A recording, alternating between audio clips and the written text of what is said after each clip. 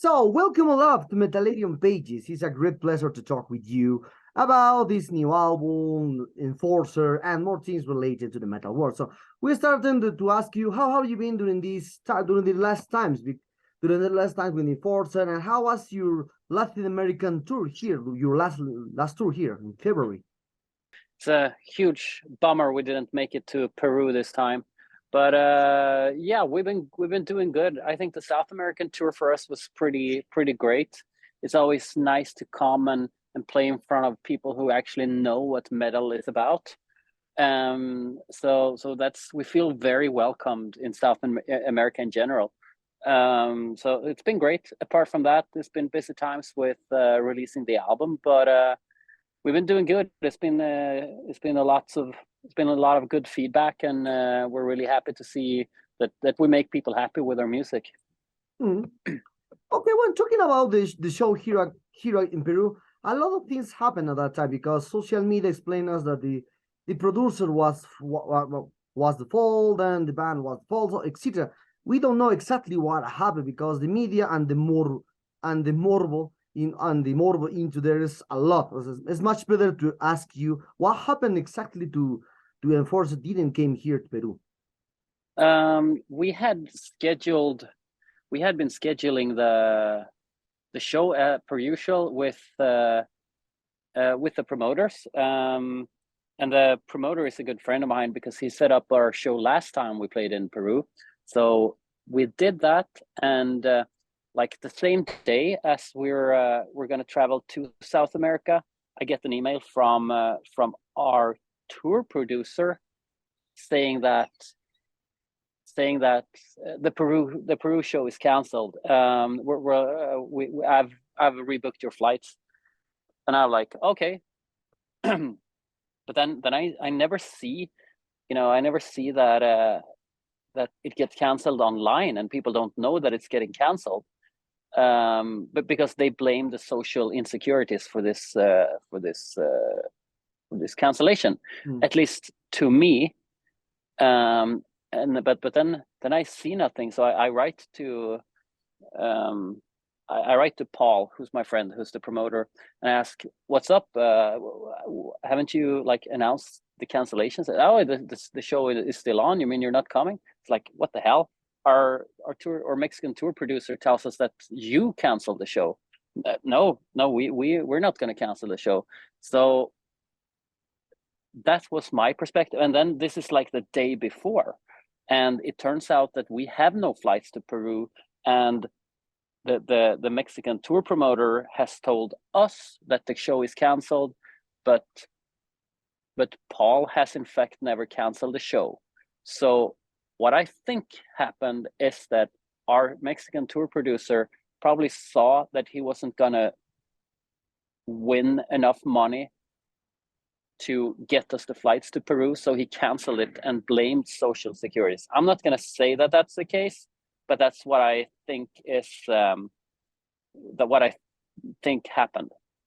Oh, okay. If you understand, yeah. Okay. Many people think so that was the show producer here.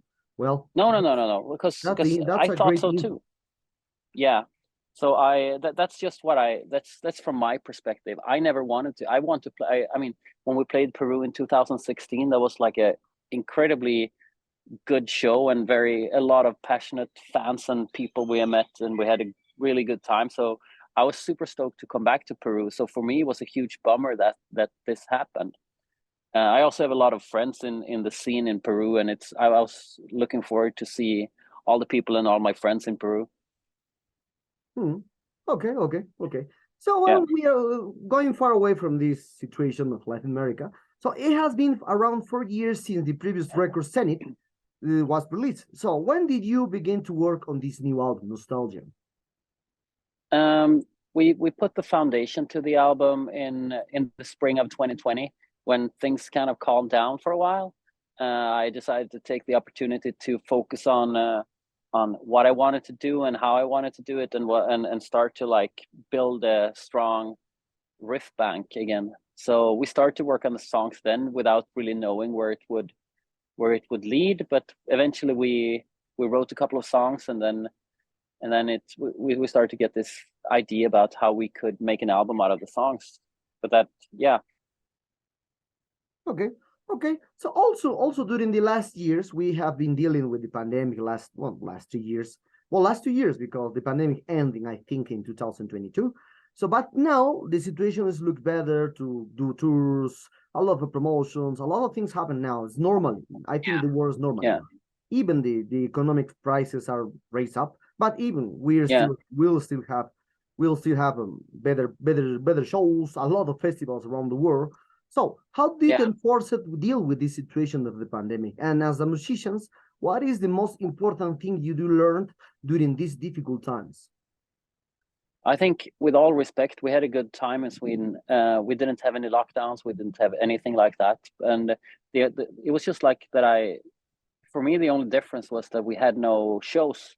But for me, that was pretty good, because that made it made me being able to focus completely on writing new music. So without the pandemic, we wouldn't have nostalgia. And I also think that, like, getting a bit distant to playing shows and the entire industry made me, realize a little bit what direction I wanted to take with Enforcer in the future. Because at that time I was just like, so much, I didn't really look up to care. I was just like so much into the direction we were going. But when everything calmed down, we was like, I think we settled with that, because that, I always had like the vision of that I could make this Enforcer like a really, really big band. But sometime I realized, and I put my expectations perhaps a little bit lower with this album, and just realizing that, yeah, maybe we'll never become the biggest band in the world, but we have a great time while we're doing it. So I kind of changed the attitude a little bit, and the attitude for myself to work on Enforcer, because I love to work on Enforcer and do what we do best, instead of trying to just work for it for the fact of success. Mm. Oh, okay. So other thing that catch my attention about this nostalgia is that you record by analog, and always. When I remember this, when you released your first album or second album, Into the Night and Diamonds, you was more directed like a heavy speed, a little touch of thrash metal at that time. But now, when the time passed, even each album, you are returning back on time, because this nostalgia for me is more heavy, more hard rock and sometimes. And curiously, the name nostalgia fits perfectly that the music is inside of this new album. So for you, why did you put the name nostalgia? Is perhaps to remember to the old times, or perhaps you have a more specific concept of this new album? Well, first of all, I would say that I don't think we changed the concept very much. I think we have exactly the same influences now as we had in the beginning. I think there's a lot of speed metal and thrash metal on this album also, but we also have some other type of songs that we might not have had in the beginning. However, what I see with the concept nostalgia, for me, it could be like pretty much anything for everyone. Everyone can have it's a strong emotion that probably a lot of people have a relation to, and they can make their own opinion about it, or have their own association to it. But how I see it is just like, realizing somehow that the things around you and also yourself is changing, altering state, or withering and dying, and you see everything around you all like under constant change, and just sitting down and reflecting on how everything is in constant change, and that your one day is gonna, like, your days are counted as well. All the organic matter one day will be consumed by the universe. Mm, okay. Well, during the last two albums, you are using more Spanish lyrics and etc. about the songs into the Enforcers. So, and obviously, into this new album, Supremacía Metal is another song that catches my attention a lot. So you did the Spanish versions of your songs in Zenith also, and now we have another song with this Metal Supremacía. So how do you come with the idea of this idea to do a lot of Spanish versions, or to do increase your songs in Spanish? I think that mostly it comes from like this metal supremacia is like a dedication. It's just a homage to the Latin American heavy metal scene, because we always felt really at home in Latin America, and this is our way to pay tribute to the scene and the fans over there. Okay. Other aspect, other aspect that I didn't notice, that Enforcer has grown up very faster from other bands since the beginning, to know, because now, as Enforcer mentioned, with a lot of top of the years, best of the months, etc. So how do you deal with this aspect of Enforcer has more attention of the media now? You were reviewers, interviewers, a lot. Do you think that, no? Do you think that do you think the Enforcer is now, it's still always an underground band, or now it's a mainstream band? No, I don't think we're a mainstream band. I mean, I wish we could be a mainstream band without changing. I mean, I wish that there would be a way where heavy metal could rule the world again, in the underground and in the mainstream. I take no pride in being an underground band. I see nothing. There's nothing to be proud of that. My intention is to bring heavy metal to the masses, and that's always been my intention since day one. You know. Okay. So when when I read reviews about the Zenith album, a lot of people think that you changed the subject, the music of Enforcer. But with this new album, you return to the roots, etc. Well, a lot of reviewers said about this aspect. So how do you see this new nostalgia compared to the Zenith? Perhaps you will find biggest difference, or perhaps the analog part recorded is more different than the previous one. Honestly, I mean, musically, I don't see so much difference. They're both Enforcer album, and I think they're both great on a personal level. But like the idea we had with Zenith was to make an album where every song would be very different from each other, and where we would focus so much on the entirety of the album, with all the different songs playing a role towards the entirety of the album.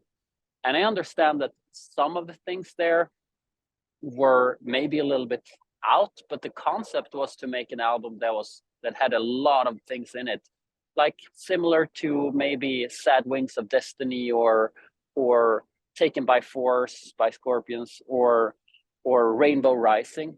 That was something that we had in mind. You know, these albums that have both, they have some prog rock into it, they have some skull crushing heavy metal in them, they have some softer parts, they have some heavier parts, they have some groovy parts. You know, they have everything. These great albums have, and that was what we were going for with Zenith. But I also understand that when people, like in 2019, 2020, people don't listen to albums anymore. They just listen to songs, and they go to a song and they take out one song and said, "This is not true. This is not true. You have changed." We haven't changed. We have just made an album that is supposed to be listened to front to back. And I totally understand that people listen to one song and they freak out because it's not what they expected. But that's the great thing with music also.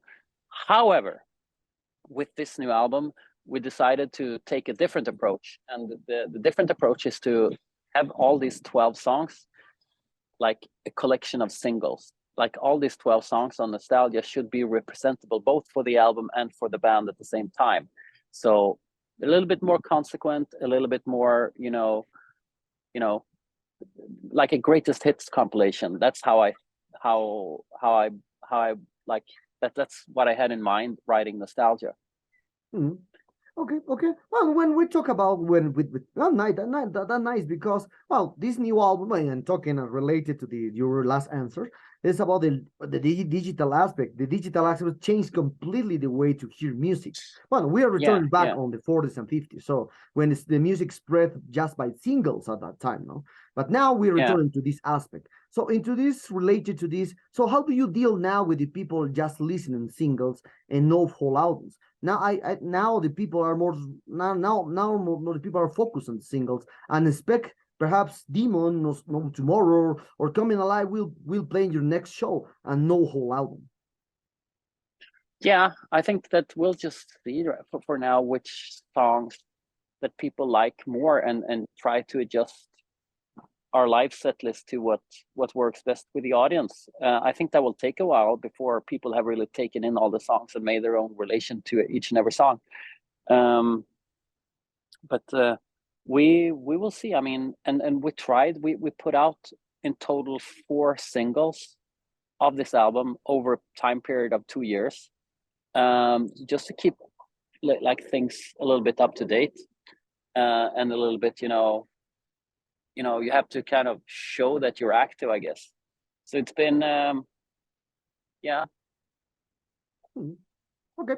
Okay, and so now what's your opinion about now the vinyl? Because that's a stronger revival. At these 5 or 6 years, the vinyl has a stronger revival. A lot of bands are doing a lot of things and repress the 90s and the 90s and 2000s albums in vinyl. So what's your opinion? What can you tell about this? I like the concept on vinyl.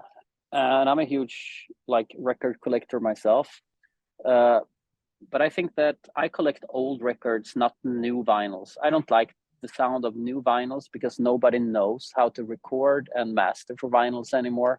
So you have to have something very special in mind to do that, and I think that nobody really can do that anymore. And modern vinyls, the sound is really bad, in my opinion. So I with new bands, I stick to streaming, but with old bands, I collect original copies of the old bands.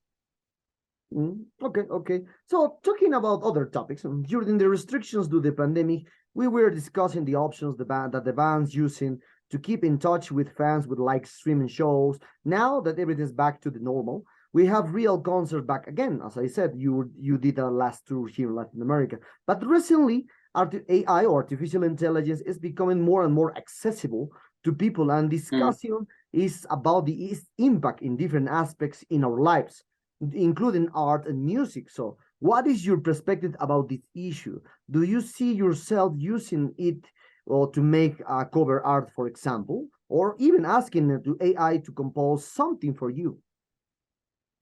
That's an interesting question. No, I would probably, I see no interest in making. I mean, then you don't make art anymore. I see no reason to why an artist would rely on somebody else to do their job. I mean, I don't know, but it might be the end of music, like how we know it today. If there's no genuinity in music anymore, and you can't really tell. I mean, already almost every band that have released an album the past 30 years have used auto-tune and ruined their vocal takes, except Enforcer. Everybody else, I would say everybody else except Enforcer. And that's a norm now. I mean, and since everybody using it, but I can't listen to it, but that's the norm now, and people don't question that, because there's no character in singers. Don't have any character anymore because it's ruined by all these tools. And I think that there will be AI tools that are probably better in the future. So you can't even tell. You can't even tell what is real and what is not real. And then for me, there's no point in listening to music then. Okay. Well, so I guess I just stay with the old bands like always, like I already do. Yeah.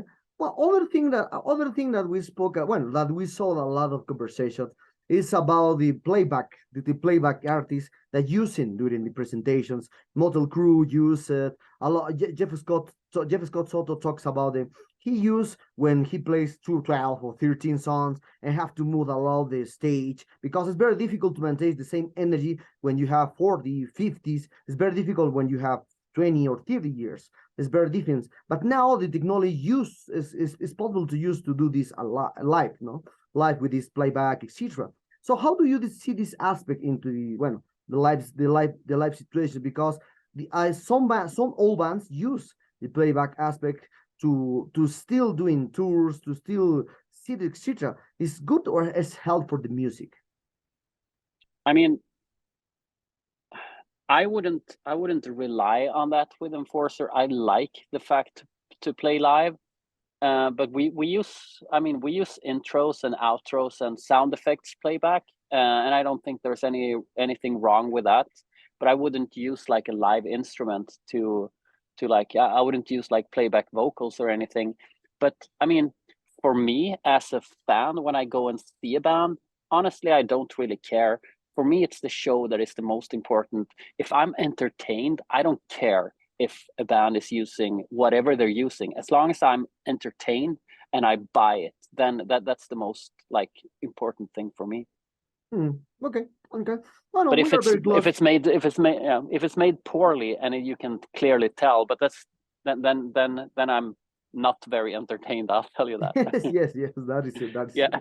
That is it. Yeah. Well, we are very close in this interview, Olof, and for this, I always consider that rock or metal music is the music of people that may age better, but keep the spirit young. So I listen to the last records from classic bands, and after decades, many of them manage to keep the same energy. But to be realistic, nothing lasts forever. So in your opinion, what do you think is going to happen when most classic bands that can form at stadiums, the stadiums will be retired? Do you think that there are younger bands that can carry the torch in that aspect? I think that we can, but the problem is I'm very sure that we can. But then it's probably going to be, when these bands quit, it's probably going to be like nobody would care about us or bands who sound like old bands anymore. They would probably be different trends. And when people who were born in like the 2000s grow up, they will like hold music that they grew up with as strongly as we hold 70s and 80s music, and that will be that will be the natural progression, I think. Okay. So now, what are the future plans that the band has for this new nostalgia? Perhaps release more videos, perhaps release or you will do European, US tour, Asian tour, or who knows, you will come back at the end of the year, Latin America. Who knows? Yeah, we'll see. I was hoping to be able to make it in Latin America by the end of the year, but we want to come back to Peru for sure and make the show we never did in February. So that's a plan, at least. I hope we can get on some Latin American metal festival, so it will enable us to go and play. Okay. Well, Olaf, the sad times arrived at this interview. I hope you enjoyed this one like me. Thank you very much. I did, yeah. Congratulations for this new nostalgia album. Perhaps do you want to add something to your Latin American fans and Metalerum followers? We'll see you in Peru again, that's for sure. Next time.